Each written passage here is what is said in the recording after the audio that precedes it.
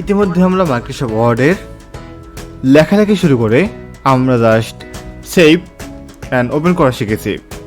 আজকে পর্বে আমরা শিখব কীভাবে হোম পেজ নিয়ে কাজ করতে হয় সেটা।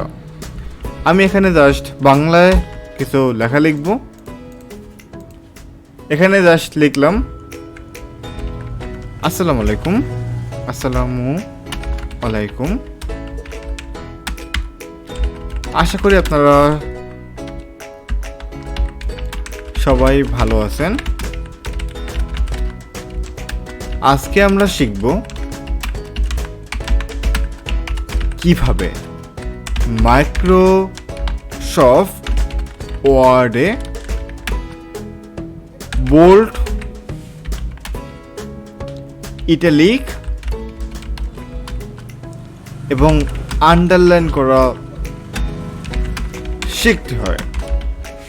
এখন আমরা দেখব জাস্ট এই লেখাটা লিখলাম, সিলেক্ট করতে হয় কীভাবে। প্রথমে মাউসের এই যে বাটনটি আছে এখানে জাস্ট লেফট বাটনে ক্লিক করার পর টান দিবেন।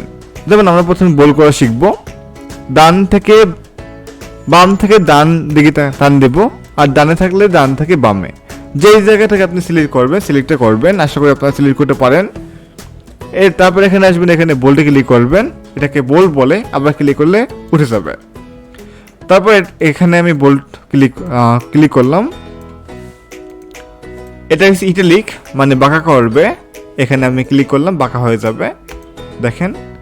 আর এটারও আন্ডারলাইন মানে একটা দাগ দিবে। যেমন এই লাইনটা আমি সিলেক্ট করলাম, এখানে ক্লিক করলাম, দেখবেন এখানে আমাদের দাগ হয়ে গেছে এবং একটা দাগ দিয়ে দিচ্ছে।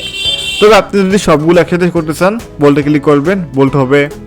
ইটালিক ক্লিক করবেন, ইটালিক হবে। আন্ডারলাইনে ক্লিক করলে আন্ডারলাইন হবে। Bold, italic, underline. যদি আপনি কিবোর্ড থেকে করতে চান তাহলে আপনার কি করতে হবে সেটা আমি এখন শিখব। CTRL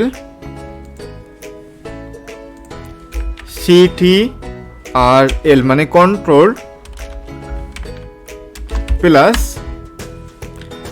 বি হলো বোল্ড, মানে গাঢ় করা।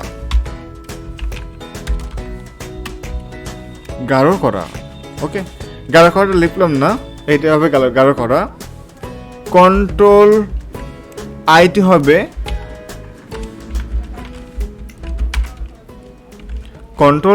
হবে ইটালিক,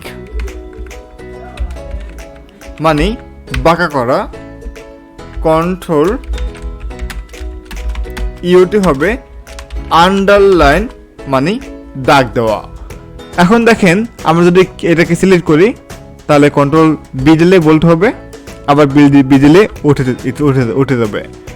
কন্ট্রোল চেপে ধরে বি দিবেন, বোল্ড। কন্ট্রোল ছেড়ে আবার চেপে ধরে বি দিবেন, বোল্ড, উঠে যাবে। কন্ট্রোল আই দেবেন, বাঁকা হবে, আবার আই উঠিয়ে দেবেন, ঠিক হয়ে যাবে। ইউতে ক্লিক করবেন, ইউ হবে, ইউ উঠিয়ে দেবেন, ইউ আন্ডারলাইন উঠে যাবে। এটাই আমরা দেখলাম আজকে পর্বে। আগামী পর্ব থেকে আমরা পরবর্তী কাজে দেখবো। আশা করি আপনাদের ভালো লাগবে এবং আজকে ভিডিওটি আপনাদের খুব ভালো লাগছে এবং হেল্পফুল হলে অবশ্যই সাবস্ক্রাইব বাটনে সাবস্ক্রাইব করবেন এবং অবশ্যই যদি কোর্স করে থাকেন তাহলে আপনাদের জন্য একটা বেনিফিট হবে এই ভিডিওগুলো। আল্লাহ হাফেজ। আজকে ভিডিওটি এ পর্যন্তই।